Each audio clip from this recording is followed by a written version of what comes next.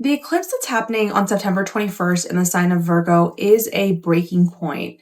At the 29th anaretic karmic degree, Mars is at the edge of Libra, forming a T-square with Jupiter and Chiron. Mercury, the ruler, is getting lost in the Neptunian fog, and Saturn, freshly back in the sign of Pisces, is opposing this solar eclipse. The pressure feels really real, both personally and collectively. Today, we're going to talk about the themes that are coming up with this specific solar eclipse, the second new moon that we've had in Virgo in this season. We'll talk about the astrology, human design, gene keys. I did a little tarot reading, the Sabian symbol, and let's get to the heart of the matter about what this time is asking of us. This is a moment where conflict, endings, and reckonings are coming up to the surface. Old stories about the structures and the systems that we need in our lives, and those outdated structures and systems themselves coming up to be reviewed.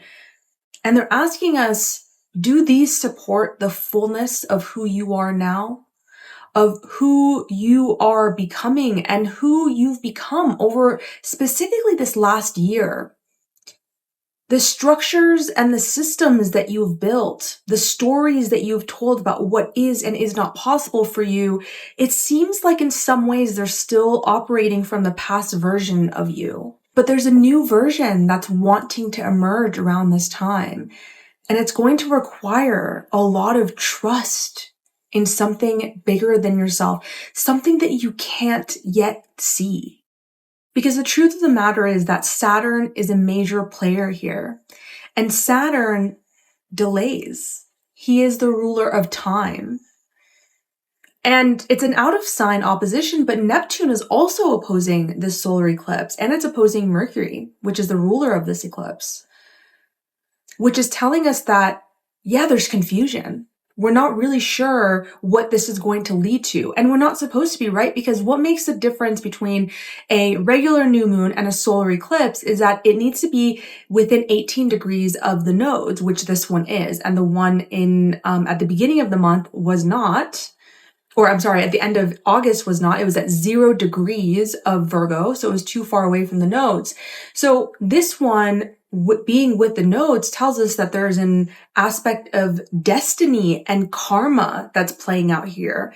Fate. And when nodes are involved in the new moons and full moons, we know that this isn't really about trying to control the change, but rather learning how to allow more of it to happen, how to feel more safe in the uncertainty, and how to trust that whatever is happening right now, good, bad, unfair, unjust, in your life is in some way actually a protection. It's somehow leading to the next level of evolution for you. And all we're being asked to do right now is to rewrite these old stories, rebuild these structures and systems, and also to move in a Virgo-like manner, which is step by step. If you have anything around 26 to 29 degrees of the mutable signs, Pisces, Virgo, Sagittarius, or Gemini, this is going to be affecting you quite strongly. But also if you have anything from 0 to 2, 3 degrees of the cardinal signs, Aries, Capricorn, Cancer, and Libra. Of course, Virgos, especially at the end of Virgo, this is really big for you guys. This is very potent. I noticed that solar eclipses tend to really reverberate throughout the collective. We're seeing it's like once Saturn moved back into Pisces, we've talked about 2025 being this very pivotal year of changes and endings. And one of the reasons that is because 2025 is a 9-year collectively, and 9 is about endings, but also the fact that we've had a lot of movement in the outer planets moving into new signs, but then retrograding back. So Saturn's one of those planets. Neptune is going to be up next. Uranus will be up as well. And so what this says is that we moved into something new. We got a glimpse of what's possible, but now we're being asked to come back into the 12th sign, Pisces, nonetheless, with Saturn there, to really close something out. And I talked about this in my Saturn and shame video, so make sure you check that out if you haven't over the next 6 months, what we're being asked to release and to understand and to heal. As I mentioned, this is happening at the 29th degree of Virgo. The 29th degree is what we call an anaretic degree. There's an urgency here. There's a lot of fate, karma, generally a lot of big moves happen here, things changing. It's unstable. And not only do we have the solar eclipse happening here, so the sun and the moon at 29 degrees of Virgo, but we also have Mars at the 29th degree, opposing Chiron. So Mars, our planet of action, aggression, conflict, war, independence, and courage, is debilitated in the sign of Libra because Libra disperses the energy into the other. Mars wants the energy to himself to fight the good fight. It's also opposing Chiron in Aries. Chiron, the wounded healer, this placement of us that is inextricably linked to pain. In the sign of Aries, the self, and this energy is being squared by Jupiter, the great expander. In the sign of Cancer, emotions, raw emotions. And the openness here of this T-square that we're dealing with is Capricorn. And what is Capricorn? Discipline, determination, patience. We're being asked to rebuild systems that can hold who we are being pressured to grow into, how our relationships with others are pushing us, our strife and conflict with others are pushing us to change, to learn how to feel our feelings without being overtaken by them, not lashing out at others, but rather expanding to meet the charge between you and the other. Generally during a new moon, we say, oh, make it intentions and do this ritual. And for solar eclipses, generally, it's really not recommended. And this is not a fear-mongering thing. It's more that we understand that these eclipses often bring really big events that are fated and destined. More so than I would say any other event, just a little bit more, right? So we don't want to try to control that. We just want to be able to meet our capacity or expand our capacity to meet that change. Let's see what else we have going on here. As I mentioned, Saturn in Pisces is opposing this eclipse. Saturn in Pisces gives us a reality check, brings in another karmic accountability and another aspect of releasing something in order to grow. Whenever we have an opposition, there's this tension, right? With that T-square that I mentioned, it involves an opposition and then a square. Squares are also tense aspects, technically, but they push us to grow. Oppositions can be difficult because we tend to go back and forth between the other, when really what oppositions ask of us is that we can sit in the center and be able to hear what both sides are saying and make a decision based off of that from the center. But it's really easy with oppositions to get caught up in one side or the other. So here we're talking about Saturn opposing the sun and the moon. So there could be a lot of self-doubt here. There could be a lot of like wanting to do the things, but then feeling like, well, where is that going to lead? And this is where Saturn in Pisces medicine comes in. This opposition with Saturn is showing us that when we try to prematurely grasp at clarity with urgency, we undermine the wisdom of the universe. When we allow the universe to support our becoming, rather than try to understand it, we can be open to receiving possibilities that our minds, Virgo, Mercury, it's not even possible for the mind to conceive. The universe will co-conspire with you in ways that you can't even think about. Because it's so much bigger than that. It's something that you would have never even thought about. But when we believe that we know best, this becomes problematic sometimes. In a recent video, when Mars and South Node were conjunct in the sign of Virgo, I talked about a couple of the archetypes of Virgo. I talked about the perfectionist and I talked about the servant. I want to talk about two other ones today, or at least one other one, but I also want to read this from Stephen Forrest, and he says this in his book, The Inner Sky. He says, Virgo's endpoint, call it perfection. But her first step down that road is a bitter one.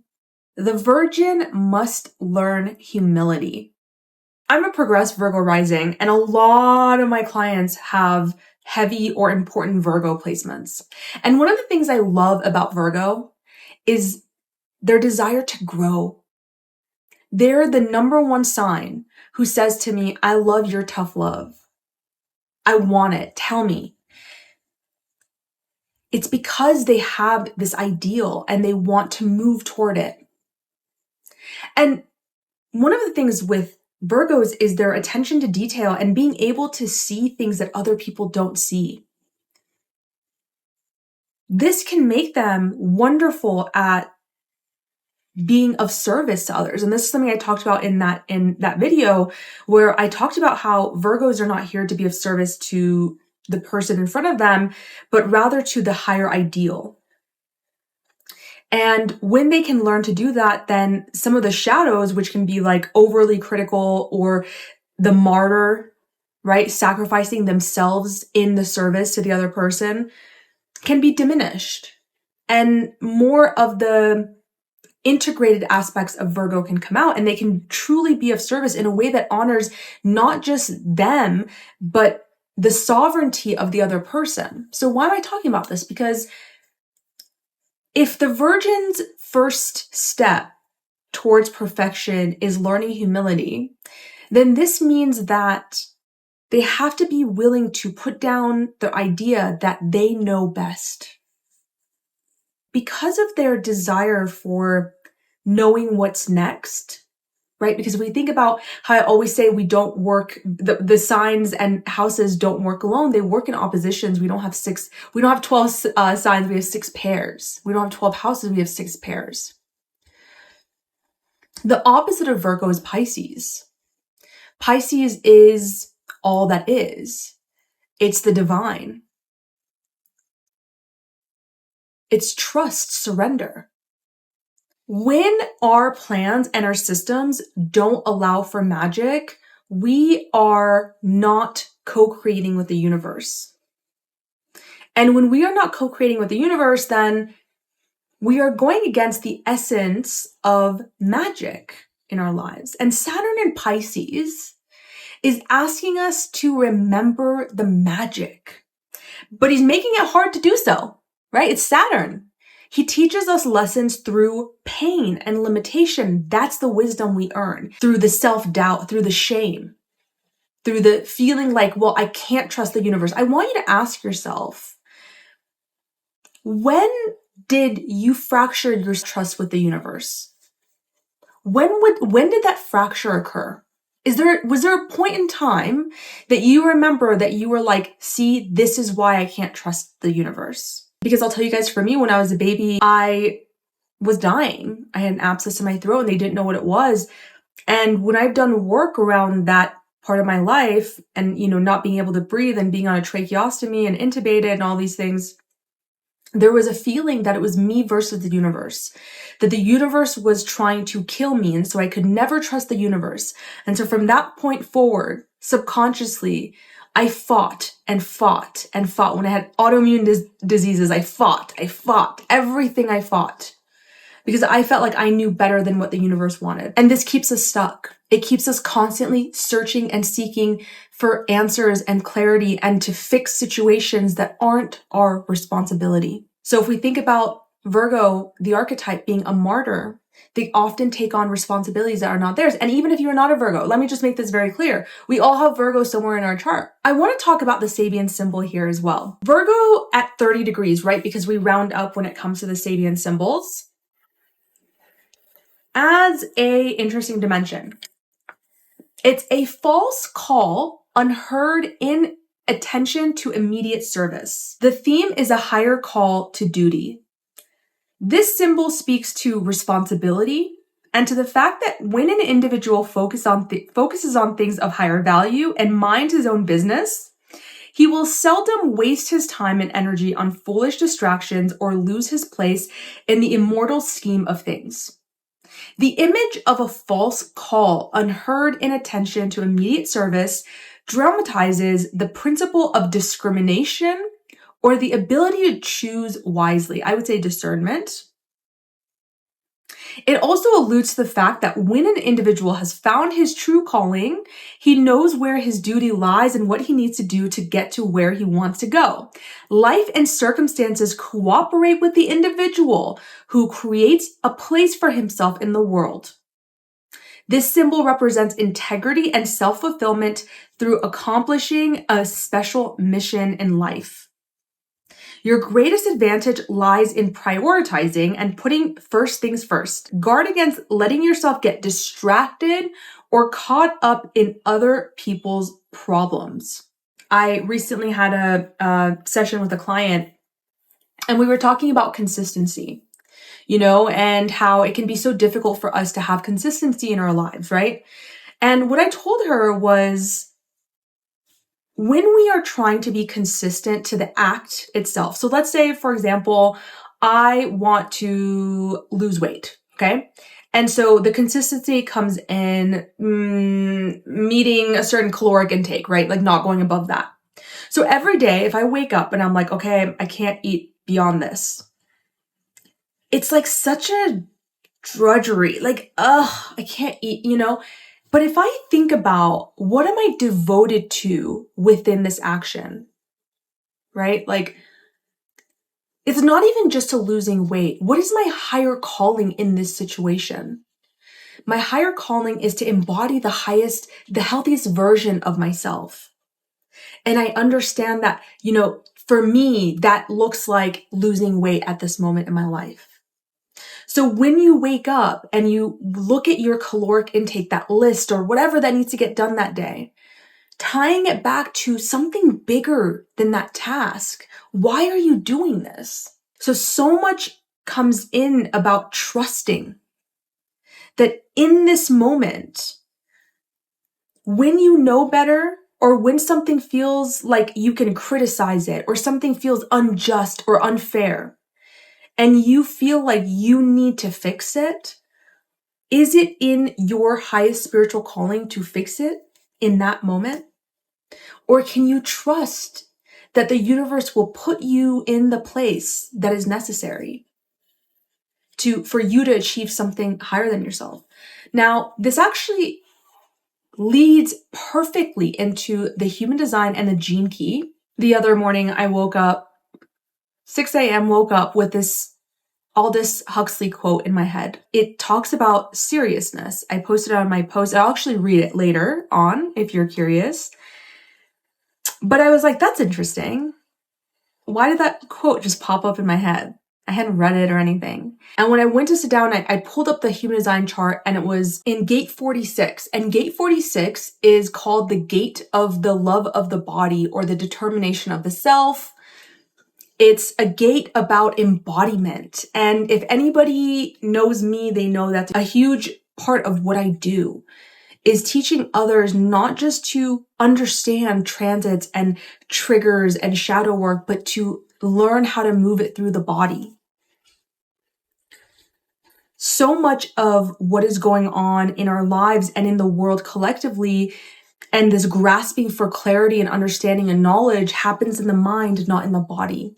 So this is perfect because we can use this time to learn how to work the discomfort through our body rather than have to project it out into the world. The gene key here goes from the shadow of seriousness, which is why that quote popped up in my head, to the gift of delight, to the city of ecstasy. Isn't that crazy? That I woke up that morning with that quote in my head about seriousness with Aldous Huxley. So the medicine right now is to feel and move lightly, even when everything feels really heavy. It's really hard to feel so connected to something that is not seen, I'm sure you get it. You're here.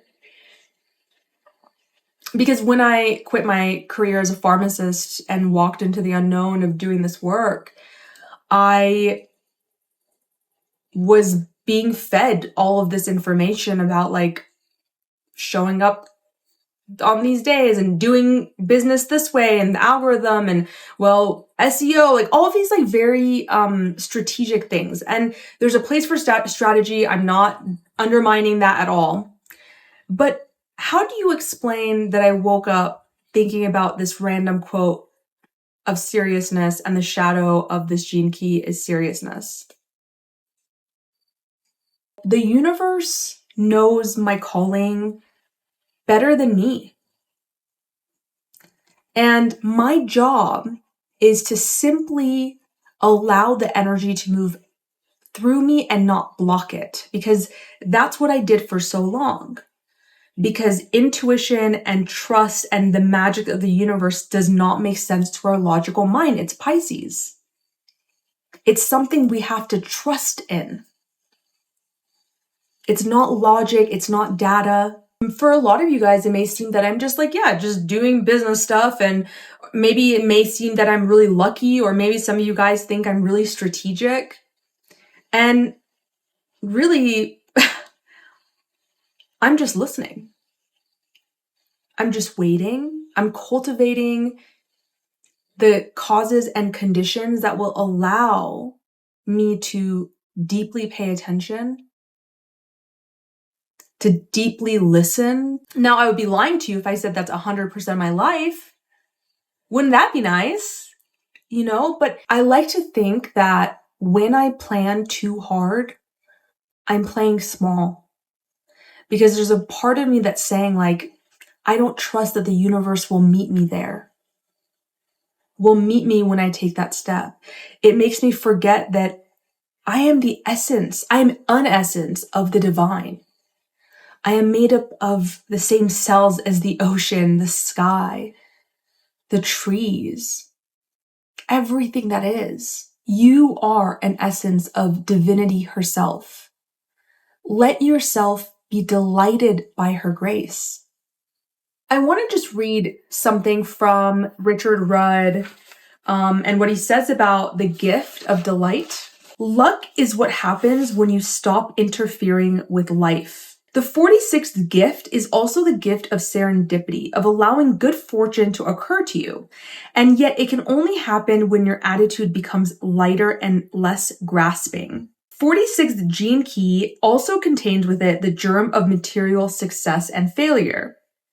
To have your dreams come true in life, you have only to remember this one thing. Stop being so serious. One of the reasons I love Saturn is because I think he's so deeply misunderstood. I think that we talk about the wisdom that we earn with Saturn through limitations and hardships and difficulties and pain. But often what comes to on the other side of Saturn and Capricorn is play. It's fun. It's recognizing how hard they were grasping. This is why I think Capricorns can be some of the funniest people, because they learn to move through their emotions lightly. If we tie this back into the material success and failure, I actually did a tarot card reading, and this kind of showed up too, that when you are in the emotion of play and delight, material success becomes a part of that, right? Because we generally think of money and material success and it's very serious. Like, what are we going to do? And when's the money coming in, you know? But when we step into play and delight, luck finds us. Serendipity comes. We find ourselves in the very situations that we need in order to have what we need to fulfill our purpose in the world. I wanted to get one card for the theme, and I got 3. So I want to share this with you guys. I got Death, Strength, and the Page of Pentacles. So to me, death is coming through very easily, right? This is a solar eclipse about releasing. It's about letting go of old things so that new things can eventually emerge, right? And this has to do with the Virgo part of your chart. Strength comes in when we think about that T-square. There are impulses coming through. We are being asked to learn containment and capacity to hold them all. I recently did a workshop called Turning Triggers into Gold, and it was a soul embodiment workshop where I taught my 4-step process to working with triggers and difficult emotions through the body. Because this work, if it stays in the head, we never truly get it. It never lands. It doesn't have a place to land, right? So this strength card to me is saying, like, how do we hone our impulses? And the best way I know how, especially when we have gate 46 illuminated, is by learning how to hold more of our feelings, to feel them, to hold them, so that we can have the distance to say, what do I want to do with this? You know, one of the things that's super cool is, like, when we think about Saturn is distant and cold and dry. And it's opposing the moon here. The moon is luscious and warm, and it has a hard time gaining perspective. Saturn does not have a hard time gaining perspective. So what's the difference here, right? And they both need each other, because we don't want to have too much perspective and be too cold and too distant. But we also don't want to be too close to the thing and not have perspective and act irrationally the moment an emotion pops up. And Page of Pentacles, there's something new here in the material world. So when it comes to Virgo, we see this definitely, and especially gate 46.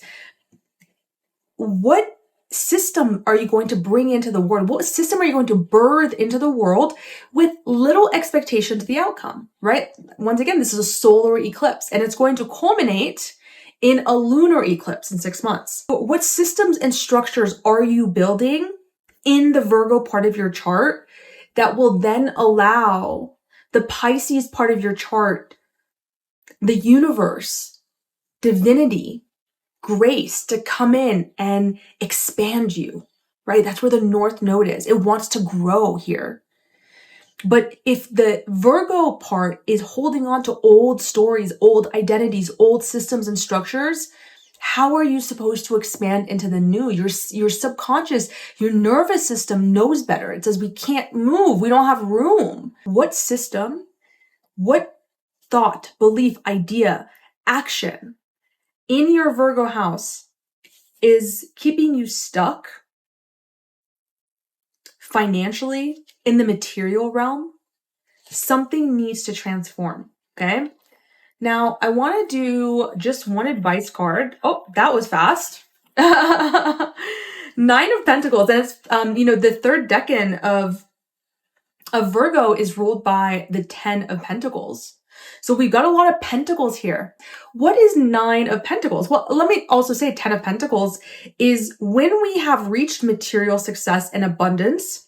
But I also find with 10 of Pentacles, we often reach that material success or success in general, but it feels empty. If it wasn't infused with meaning, with purpose, with magic. The 9 of Pentacles is saying, like, look at her. Does she look like she's serious or delighted? Look at the lushness with her. I mean, she kind of looks a little serious. All right, I'll give you that. But she doesn't look like she's stressed. She doesn't look worried. She's got pentacles. She's got a decadent robe. She's surrounded by nature with a bird on her finger. She's enjoying life. We don't know what if something horrible's happened to her, but she's still enjoying life. She's taking care of herself. She's not playing small. She's spending money on herself. I don't know. Let's see if there's anything else. 3 of Wands. It's time to change directions. It indicates travel for some, of course, it's a very collective reading, but 3 is creation number. 3 is when we are no longer in just the planning stages, but we're ready to embark on a new journey. We're not deciding anymore. We're ready. We're moving. We're releasing old stories. We're releasing past versions of ourselves with love. We're saying, I love you. Thank you so much for taking me this far. I will take over from here. We've had a lot of information in this video, and I want to end this with a little bit of reflection and integration. So, in honor of that, I want to read the quote that I talked about earlier, Aldous Huxley's quote. I invite you to close your eyes and let this land and listen. And I want you to notice as I'm saying these words, what comes up in your body? What do you notice? Is there a tightening? Is there a releasing? Is there nothing that comes up? Notice the nothingness. He says, it's dark because you are trying too hard. Lightly, child, lightly. Learn to do everything lightly. Yes, feel lightly even though you're feeling deeply. Just lightly let things happen and lightly cope with them. I was so preposterously serious in those days. Such a humorless little prig. Lightly, lightly. It's the best advice ever given to me. So throw away your baggage and go forward. There are quicksands all about you, sucking at your feet, trying to suck you down into fear and self-pity and despair. That's why you must walk so lightly. Lightly, my darling. On tiptoes and no luggage, not even a sponge bag. Completely unencumbered. I do have a reflection question that came up for me and I wanted to share it with you guys. You can choose to journal with this, maybe set a timer for 5 to 10 minutes and just see what comes up. Where in your life are you trying too hard? Pushing into conflict, running away from conflict, or letting emotions sweep you away? And how can you instead move lightly with structure in your body?